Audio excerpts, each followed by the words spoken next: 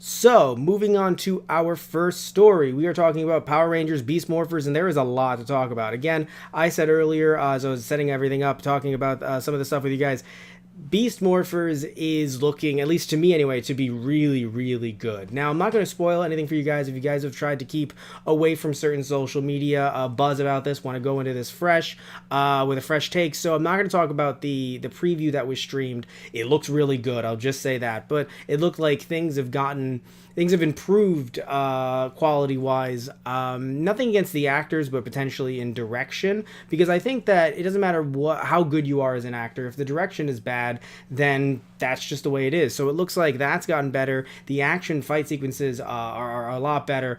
I don't know if Sakamoto is working on this one as well, but definitely a lot of wire fu, which is always fun to see in Power Rangers and sometimes in Sentai as well.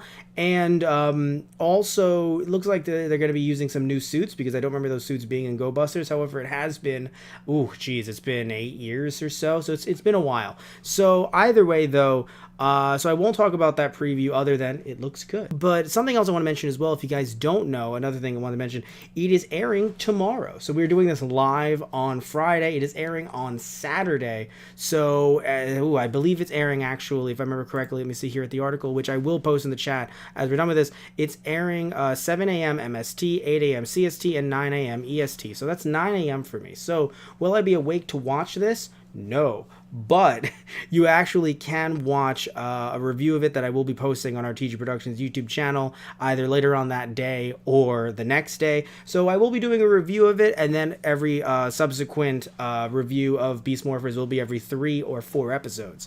But at this point, yes, we're going to do the first one. We're going to have a lot of fun with it. It just seems like they took things a bit more, I don't want to say seriously, because I don't want to say that anything bad about other series. Again, I haven't actually watched a lot of other series, and also we haven't gotten a full episode of this yet. So for all I know, things could not look the way that the promotion is looking. But when I say seriously or think of it in that way, I'm not saying that we can't have comedy and that we can't be fun, because I do want comedy. I love, I love comedy. I'm a man of comedy myself. But the thing is that there was something that was said. I remember it was around the time that Samurai was airing, when Saban first picked up the show again. And apparently the actors were told by directors or either by directors or executives, were told to act as if they are talking to children while being on camera. And the reason why that's problematic and that's frustrating is because you kind of sit back and you're like, but even if you want to say, hey, Matt, don't watch this is not for you, this is for kids. Okay, that's totally fair, right? But kids deserve to have well-acted shows as well. Kids deserve to have quality products as well. So when you look at different shows like Gravity Falls, Steven Universe, We Bare Bears, and a bunch of other shows that exist on TV right now, they might not be your cup of tea, and some of them aren't even my cup of tea. But what matters is that, are you, as either a teenager or an adult, are you getting the same thing from this show that kids are getting? Because, even though it's a show, quote unquote, for kids, and it's on a kids network, it's something that you can also watch as well. And I think the problem with certain Power Rangers shows, and you can say this of any Power Ranger show that's ever existed, to be fair, certain ones are there not to exist for both the parent and the child, or the older sibling and the younger sibling.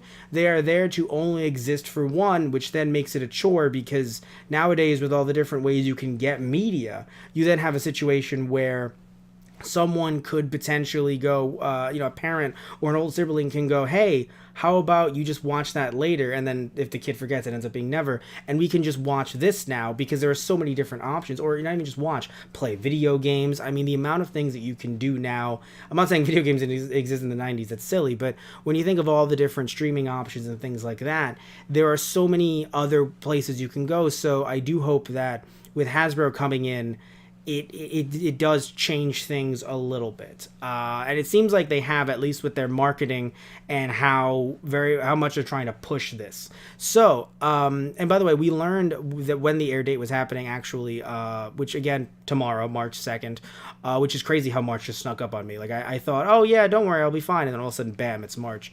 They actually talked about this at the Toy Fair, which came up recently, and they have a synopsis for the episode. So I don't consider this a spoiler because it's just a one sentence synopsis.